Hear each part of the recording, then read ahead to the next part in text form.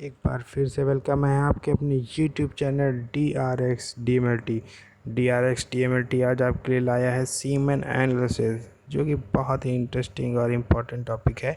आज हम इस पूरे वीडियो लेक्चर में आपको फिजिकल, केमिकल और माइक्रोस्कोपिक एग्जामिनेशन कैसे किया जाता है सब कुछ डिस्कस करने वाले हैं।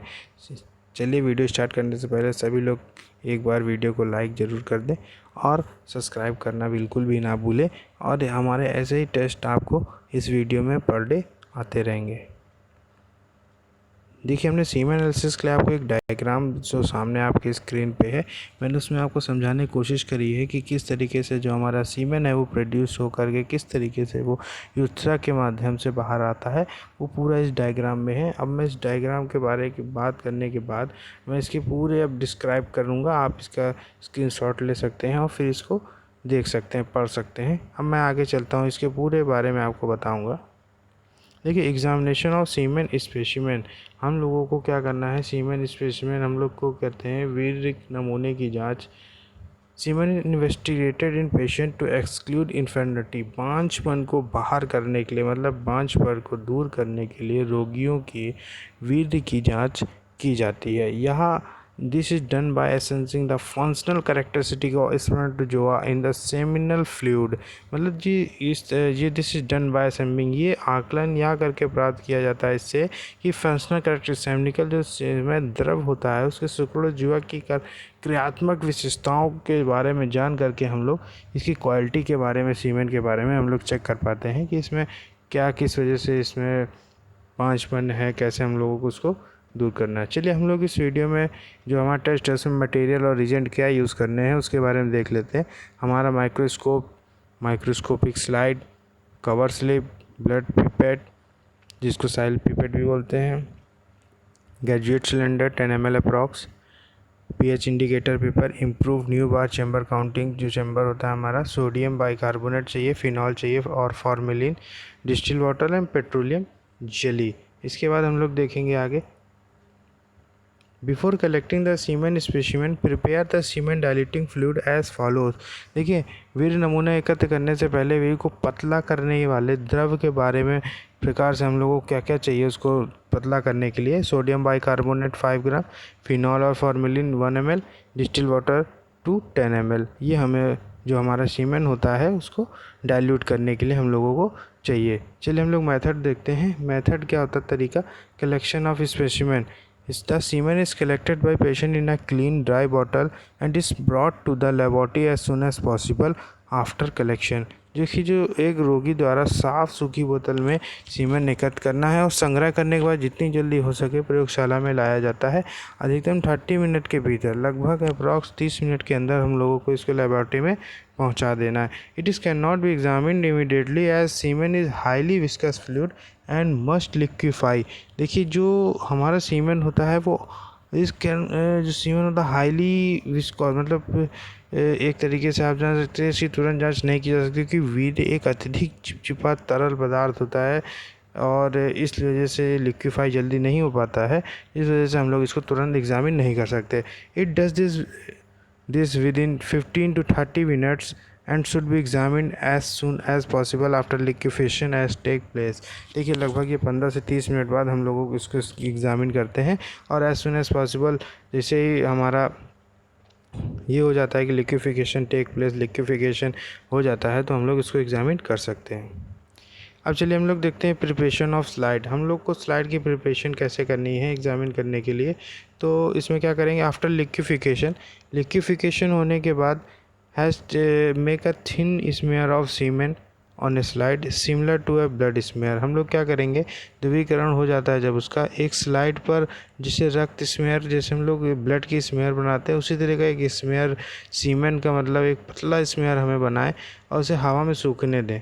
ठीक है, let it dry in the air, हवा में उसको सूखने। Then it heat very gently to fix, उसको फिक्स करने के लिए हम लोग हल्की सी हीट देंगे। जैसे कि हीट के कई प्रोसेस होते हैं, हीट देने के कई सारे तरीके हैं हीट देने के, तो हम लोग उसको हल्का सा हीट देंगे उसको फिक्स करने के लिए। रिमूव द म्यूकस, और जो एक जो म्यूकस धुंधलापन होता है ठीक करने को वीर को पतला करने वाले तरफ को ऊपर से स्लाइड को धोने से क्या होगा कि देखिए जैसे क्या लेट इट ड्राई हो जाएगा, वो remove the mucus which interfere the staining में धुंधलापन होता है उसको दूर करने के लिए by washing the slide with semen diluting fluid. जो हमारे सीमेंट डाइल्यूटिंग फ्लूइड हमने आपको ऊपर बताए थे उससे हम लोग उसको वॉश करेंगे जेंटली, उसको धीरे से रिमूव म्यूकस को हटाने के लिए उसको धुंधलापन जो होता है बल्कन टाइप का उसको हम लोग वॉश करेंगे।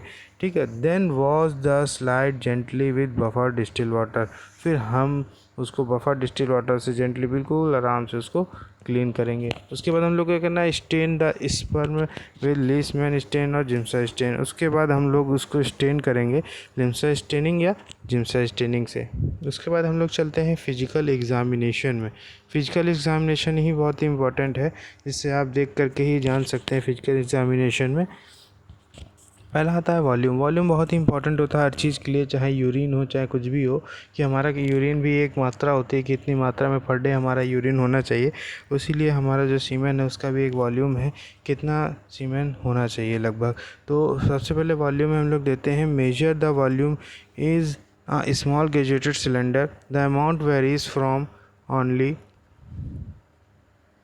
ए few drops up to 10 ml। देखिए मेजर द वॉल्यूम है स्मॉल गैजेट सिलेंडर, एक छोटा सिलेंडर होता है अप्रॉक्स 10 ml का, हम लोग उसमें उसका वॉल्यूम चेक करते हैं। द जो वॉल्यूम होता है हमारा ए फ्यू ड्रॉप्स, कुछ बूंद से लेकर 10 ml तक मैक्सिमम हो सकता है। द नॉर्मल वॉल्यूम, जो नॉर्मल वॉल्यूम होता है वो हमारा 4 to 5 ml होता है। जैसे कि आपने देखा होगा बच्चों के दवाइयों में जो ढक्कन होता है वो 4 से 5 ml का होता है। तो हम लोग उसमें भी अपना सीमेन एनालिसिस जैसे नॉर्मली घर में देखा जाए तो हम लोग उसे चेक कर लेते हैं ऐसे ही कि कितना है लगभग हमारा जो semen. Less than 1.5 ml is considered abnormal. अगर 1.5 ml से कम है तो वो एबनॉर्मल के केस में आ जाता है। उसके बाद हम लोग उसके सेकंड पॉइंट है विस्कोसिटी। विस्कोसिटी हम लोग देखते हैं, जो विस्कोसिटी होती है, जो freshly ejaculated semen should be completely liquefied within 30 मिनट। विस्कोसिटी जो हम देखते हैं गाढ़ापन जिसको बोलते हैं, तो जो अगर सीमेन निकलने के बाद फ्रेशली जो सीमेन निकलने के बाद कम्प्लीटली लिक्विफाई हो जाता है 30 मिनट के अंदर, वो द्रवीकरण उसका जो है 30 मिनट के अंदर हो जाता है। Absence of liquefaction may interfere the sperm motility and fertilization, और एब्सेंस ऑफ लिक्विफिकेशन की वजह से वो स्पर्म मोटिलिटी और फर्टिलाइजेशन पे भी असर इंटरफेयर करता है। उसके बाद हम लोग कलर पे आ जाते हैं। कलर बहुत ही इंपॉर्टेंट है। Semen is normally an acute grey colour. देखिए जो वीर होता है समान रूप से अपारदर्शी, एक हल्के आपको मटमैला रंग का दिखाई देगा, हल्का सा जैसे जैसे हल्का सा वाइट से थोड़ा सा हल्का सा गंदा टाइप का और मटमैला colour. After an extend period of absence from sexual activity it may appear slightly yellow. देखिए क्या होता है कि यौन गतिविधियों से संयम की एक विस्तृत अवधि के बाद या थोड़ा सा पीला दिखाई दे जाता है। हाँ जी, थोड़ा सा सेक्सुअल एक्टिविटी के बाद ये हल्का सा येलो दिखाई देने लगता है। उसके बाद हम लोग पीएच की बात करेंगे, जो केमिकल एग्जामिनेशन में हमारा आ जाता है। The pH is usually noted through it is of light significance. Semen is always alkaline with an average pH of about 7.6। देखिए जो पीएच होता है usually noted through is little significance, एक पेपर के द्वारा हम लोग चेक कर लेते हैं जो हमारा पीएच जिससे हम लोग चेक करते हैं। और सीमेन इज़ ऑलवेज एल्कलाइन, जो हमारा सीमेन होता है ऑलवेज एल्कलाइन होता है, उसका एवरेज अप्रॉक्स 7.6 होता है, 7.2 से 8.9 की रेंज में। चलिए हम लोग माइक्रोस्कोपिक एग्जामिनेशन अब हम लोग देखेंगे कि माइक्रोस्कोपिक एग्जामिनेशन हम लोग कैसे करते हैं और क्या क्या चीज़ें हम लोगों को उसमें देखनी है।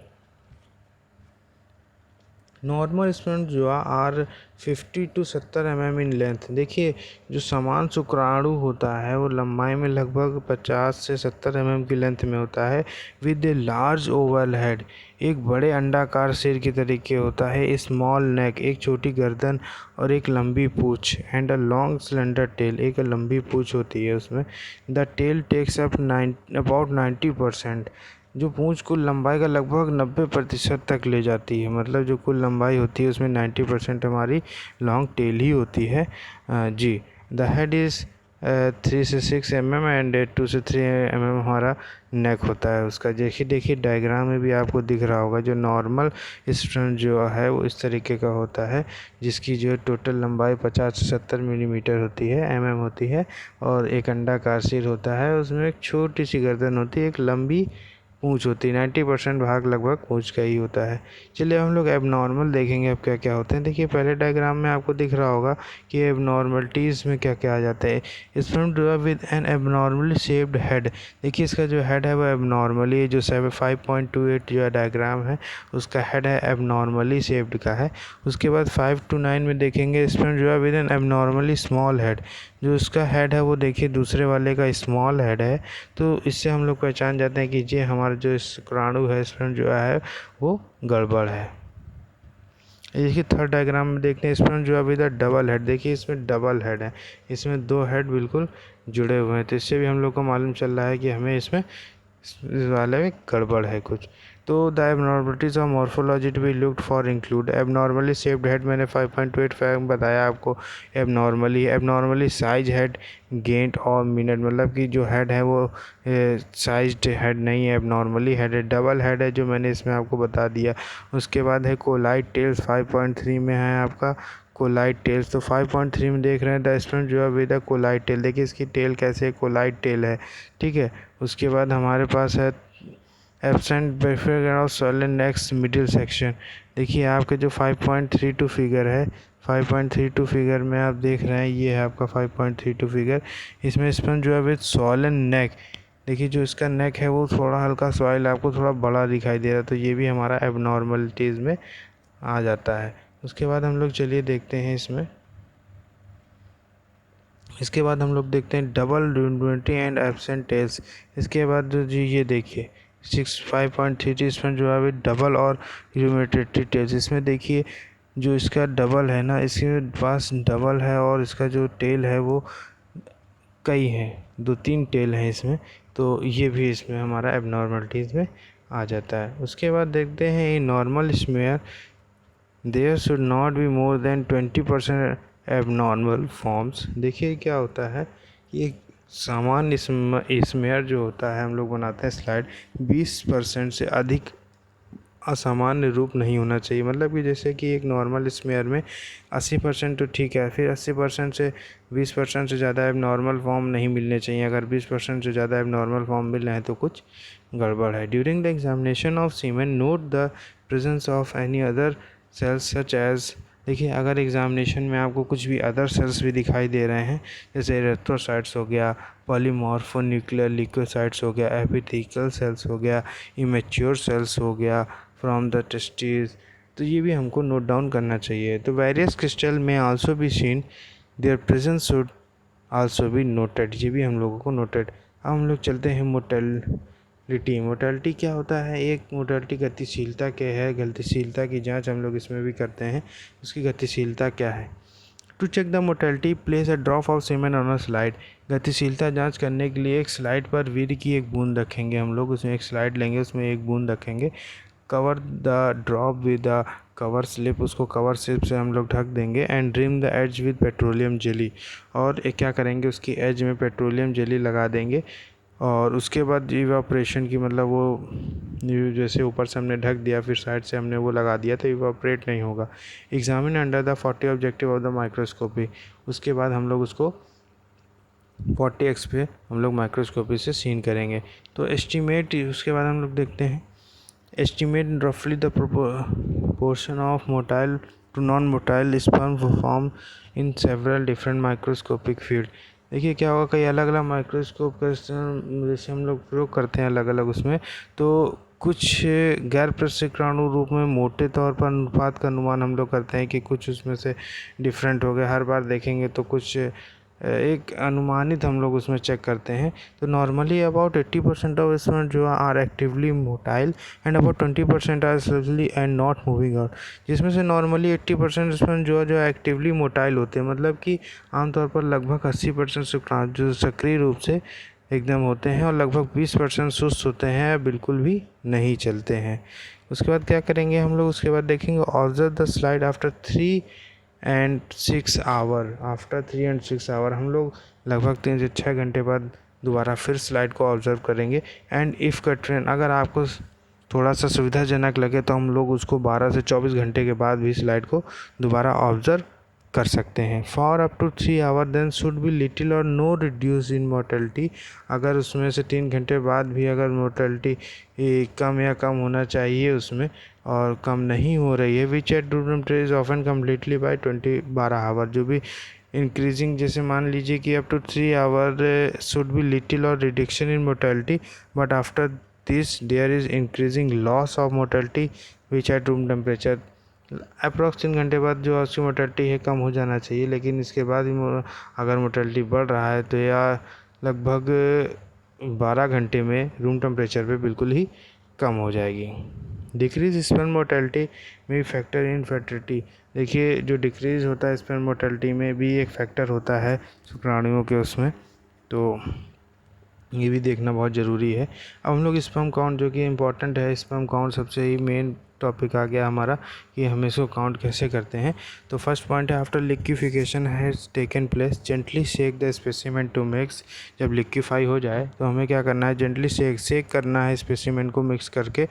Using a Sahli's pipette draw semen to the 0.5 ml mark. हम लोग को साइल पीपेट लेकर के जो सीमेंट है उसको 4.5 ml मार्क तक उसको लेना है। Then draw in the semen diluting fluid to the 11 ml mark and place the pipette on a rotator. और फिर हमें जो डाइल्यूटिंग फ्लूइड है वो 11 ml तक लेना है and place the pipette on a rotator to mix with content, और उसको फिर एक रोटेटर में रख देना है जिससे कि उसको अच्छी तरीके से मिक्स कर लिया जाए।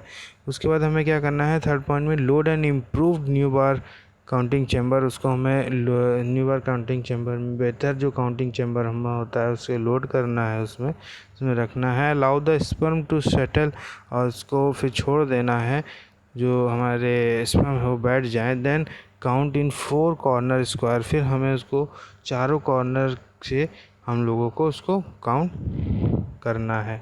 उसके बाद क्या होता है, as for a liquid count, जैसे कि हम लोग लिक्विड काउंट में हम लोग काउंट करते हैं उसी तरीके से इसमें भी काउंट किया जाता है।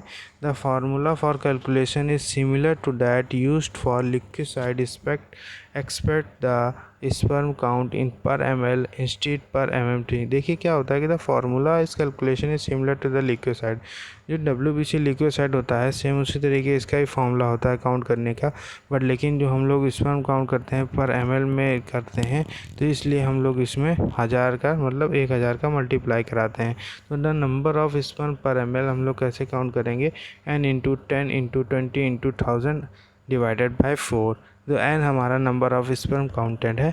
देखिए, the normal sperm count is between 60 million and 150 million पर ml। जो हमारा नॉर्मल स्पर्म काउंट होता है वो लगभग 60 मिलियन से 150 मिलियन पर ml के बीच में होता है, और लगभग 100 से 500 ml रिकॉर्डिंग सम सोर्सेज में बताया गया है। और भी तो patient with sperm count below 60 million, अगर किसी पेशेंट का जो स्पर्म काउंट है 60 मिलियन पर से कम है तो per ml differently have low count though with still to fertilize. अगर 60 मिलियन से कम है तो फर्टिलाइज में मतलब को वो करने में दिक्कत होगी। तो ये मेन इम्पॉर्टेंट है, 60 मिलियन से 150 मिलियन हमारा स्पर्म काउंट होना चाहिए। तो आज का वीडियो आपने देखा, तो वीडियो देखने के लिए बहुत बहुत धन्यवाद। वीडियो पसंद आया तो प्लीज़ लाइक करें, कमेंट करें और सब्सक्राइब करना बिल्कुल भी ना भूलें। आज हम आपके लिए इसके बाद लाएंगे जो वैजिनल डिस्चार्ज होता है जो हमारा, उसके बारे में हम लोग देखेंगे कैसे क्या करते हैं। तो आज का वीडियो यहीं तक हम समाप्त करते हैं। Have a nice day, thank you.